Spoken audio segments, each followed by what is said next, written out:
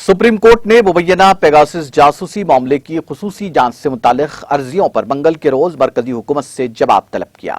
Chief justice NV Raman, justice Suryakant और justice Aniruddha Bose की division bench ने मरकजी हुकूमत को नोटिस जारी करते हुए 10 दिन के अंदर जवाब देने की हिदायत दी।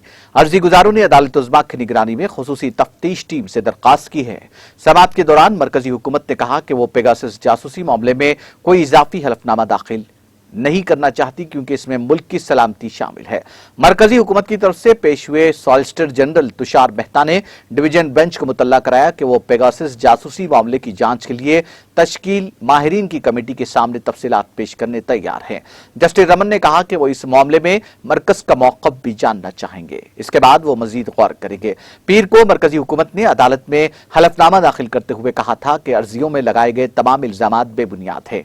मरकज ने कहा था कि माहिरीन की एक कमेटी पूरे मामले की जांच करेगी। अर्जी गुजारों में सीनियर सहाफियों के अलावा एन राम, शशि कुमार, CPIM राज्यसभा के रुकन जॉन बट्टास, सहाफी परंजी गोहा ठकुराता, SNM आबेदी, प्रेम शंकर झा, रुपेश कुमार और अभिषष्टक्षी, समाजी कारकुन जगदीप छोकर, नरेंद्र कुमार मिश्रा और एडिटर्स गिल्ड और सुप्रीम कोर्ट के एडवोकेट्स मनोहर लाल शर्मा शामिल हैं। शर्मा ने इस मामले में सबसे पहले पिटीशन दायर की थी।